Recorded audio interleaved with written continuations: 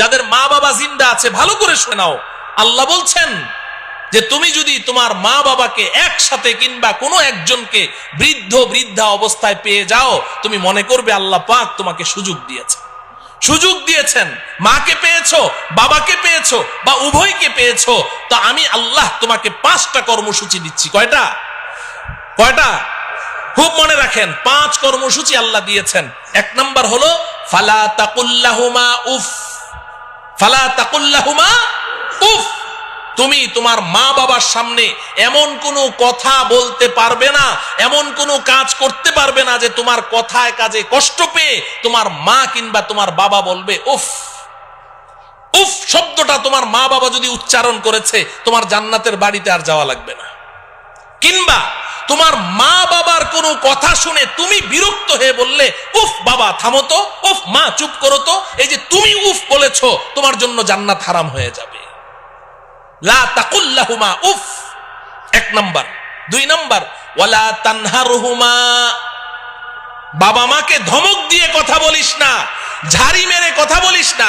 তোর হাতে, তোর শরীরে এখন অনেক শক্তি আছে, তো মা বাবা দুর্বল হয়ে গেছে, এখন মা বাবার সাথে ধমক দিয়ে কথা বলবি, ঝাড়ি মেরে কথা বলবি, আমি আল্লাহ এটা তোর জন্য হারাম ঘোষণা করলাম।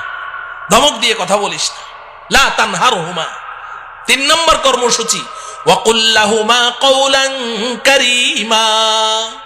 মা বাবার সাথে নরম স্বরে, আদরের স্বরে কথা বলো, আদর করে করে মা বাবার সাথে কথা বলো। যখন মা বাবা বুড়া বুড়ি হয়ে যাবে, তো সে তোমার ছোট বাচ্চা, 3 বছর 4 বছরের বাচ্চার মতো হয়ে গেছে, তোমার 3 বছরের সন্তানটার সাথে বলো। তুমি যখন ঘর থেকে বের হও, তো বাচ্চাটাকে কোলে নিয়ে 2 গালে চুমু দিয়ে বলো আব্বু তোমার জন্য কি আনবো, মজা আনবো, তক্কেত আনবো, বিক্কু আনবো। কি ঢং করে করে তুমি কথা বলছো। তো তোমার বাচ্চাটার সাথে এত সুন্দর করে কথা বলো, মা বাবার সাথে কথা বলতে গেলে তখন তোমার মেজাজটা কেন খারাপ হয়ে যায়?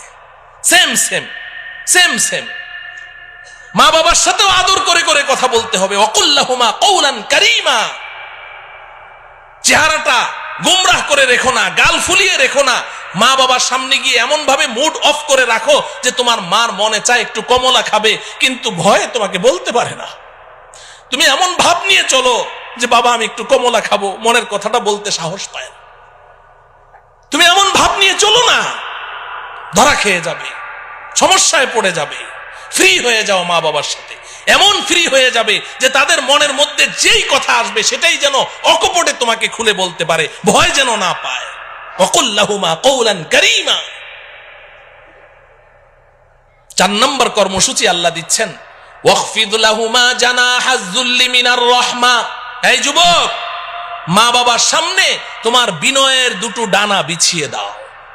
মা বাবার পায়ের নিচে তোমার বিনয়ের 2টো ডানা বিছিয়ে দাও, একদম নরম হয়ে যাও।